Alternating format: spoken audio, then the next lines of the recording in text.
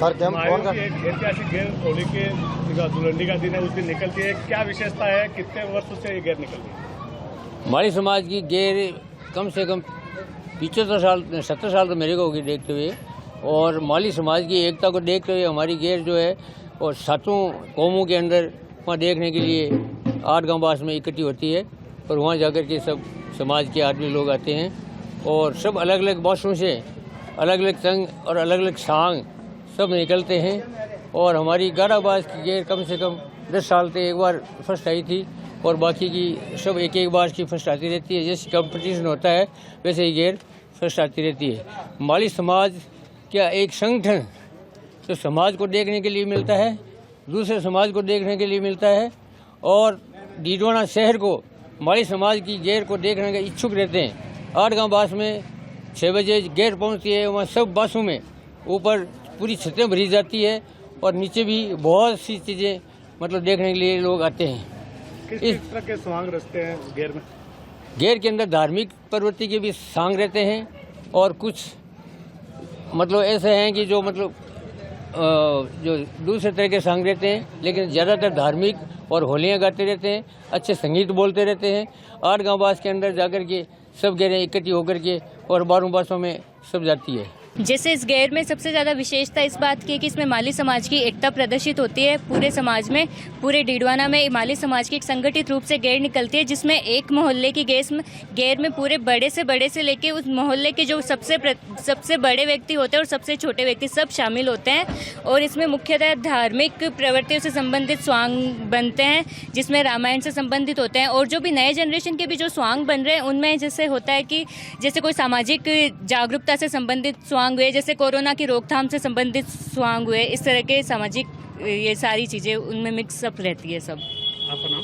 निशा सैनी। ये हमारी जो गेर है ये हमारे समाज के 15 बास है, उन सभी बासों के प्रत्याशी अलग अलग चंग के साथ अलग अलग सांग लेकर यहाँ से रवाना होते हैं। ये पूरी गेर पूरे बासों में घूमते हुए हनानबास से होते हुए लास्ट में 8 का बास पहुँचती है। यहाँ पे तरह तरह के सांग बनाए जाते हैं। 8 का बास में सारे संघ एक साथ में इकट्ठे होते हैं, जहाँ पे अच्छी आने वाली गेर को सम्मानित किया जाता है। इसके अलावा ये जो गेर है हमारी, ये पूरे राजस्थान में एक अलग परंपरा है जो समाज की एकता को भी दिखाती है, साथ में सभी को प्रेम से रहने के लिए प्रेरित करती है। किस तरह के स्वांग रचते हैं इस गेर में? इस गेर में लगभग सभी स्वांग रखे जाते हैं, जैसे मोदी जी का स्वांग हो गया, राहुल गांधी जी का स्वांग हो गया, केजरीवाल का स्वांग हो गया। इसके अलावा हिंदू देवी देवता में राम, सीता, लक्ष्मण, रावण या असुर जाति के जो लोग होते हैं उनका भी स्वांग यहाँ पे रचा जाता है। इसके अलावा पागल तरह के और तरह तरह के माउस, इस तरह स्वांग यहाँ पे रचे जाते हैं। कितने सालों से आप इसमें पार्टिसिपेट करते हैं?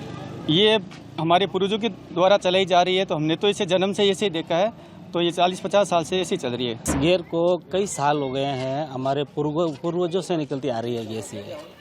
इसको कम से कम 50 से 70 साल हो गए हैं इसको। और इसमें अलग अलग तरह के सांग बने जाते हैं, जिसमें राम, लक्ष्मण, सीता, हनुमान जी, हर तरह के भील वगैरह सब बने जाते हैं। और इनमें एक पारंपरिक संपदा होती है हमारी माली समाज की, जिसको हम जोड़े इकट्ठा रखना चाहते हैं। इसके अंदर राजस्थान पूरा एकत्रित होता है और सब लोग देखने के लिए आते हैं, इसको पूरे राजस्थान से देखने के लिए आते हैं। और ये हनानबास से शुरू होकर के वापस हनानबास में आकर के 8 गाँव बास में जाकर इसका समापन होता है, जिसमें फर्स्ट, सेकेंड, थर्ड तीनों का वहाँ पर विभाजन होता है। फिर फर्स्ट जो गेर आती है उसको इनाम देते हैं, सेकंड को इनाम देते हैं, थर्ड को इनाम देते हैं। और इस तरह से ये परंपरा है जो 50-60 साल से चली आ रही है। विदेशों से लोग भी इस गेर के देखने आते हैं। बहुत मैं बताऊं आपको, पूरे राजस्थान से भी और कई इंडिया से भी कई लोग देखने के लिए आते हैं। और जो हमारे जो विदेश में लोग रहते हैं वो भी इस होली की परंपरा को निभाने के लिए अपनी यहाँ जो छुट्टियाँ हैं वो आगे बढ़ा करके उसको देखने के लिए आते हैं। और बाहर के जो लोग हैं वो ऑनलाइन इसको देखते रहते हैं।